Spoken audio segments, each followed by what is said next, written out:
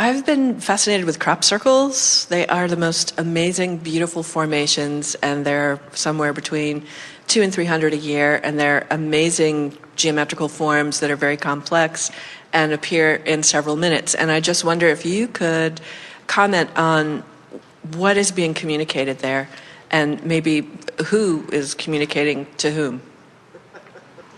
Well, when one shows up in your backyard, we'll have a conversation.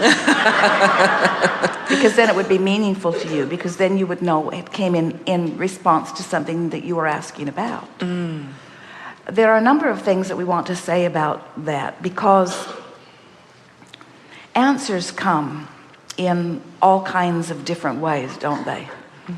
And until someone is in the vibrational vicinity of the answer that they are seeking, they don't receive the answer. So it is always unsettling when something is being answered that you are not asking. It makes you suspicious of it, or even doubtful of its value. But when you are asking about something, Jerry and Esther are planning to go someplace today, and they don't know where it is, but it's on their mind. And as they were walking through the back corridors of the hotel, there was a bag with the name of the place on it and an address on the floor in the corner.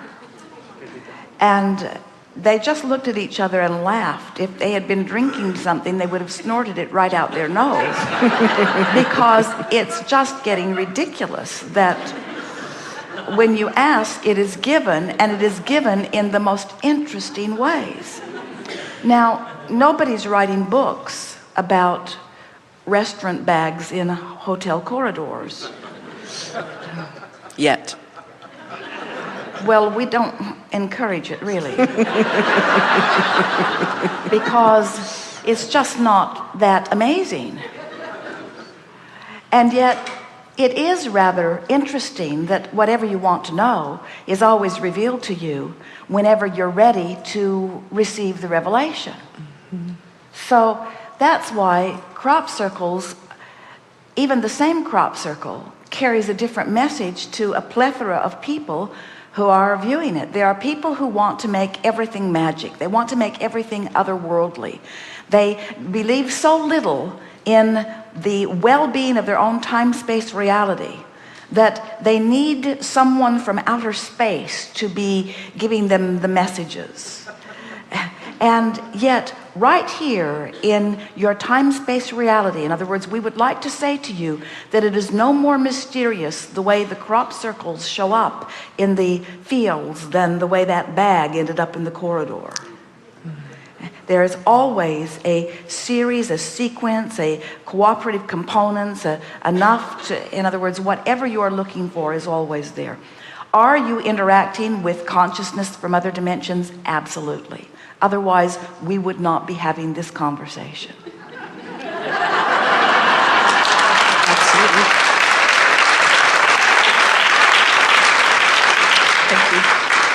And you can make anything whatever you've decided you want to make it be. This is the thing where we want to stretch you into an understanding of your ability to create whatever you're wanting. The thing that trips you up is needing agreement from others who are not in the vibrational vicinity.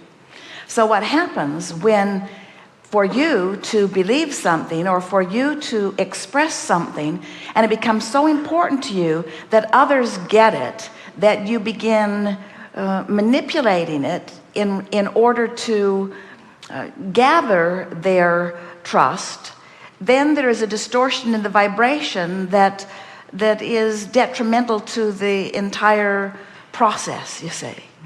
And so we think it is a much more powerful acknowledgement to say and mean and know that if this time-space reality has the wherewithal to formulate a question, to cause a question to formulate within me, this time-space reality has the wherewithal to deliver it And of course it will be with the cooperative components of the entire universe. Of course it will be.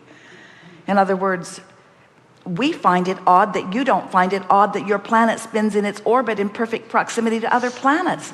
That should be a clue.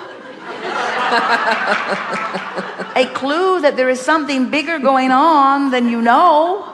And so why it is shocking to anyone that there would be intergalactic or interdimensional or what man wants to call God or whatever it is, involvement, intertwining, intervention, co-creation is really the big mystery. In other words, it's why man is so reluctant to believe in the bigness of his place in this universe. That is a much bigger question, isn't it? Mm-hmm.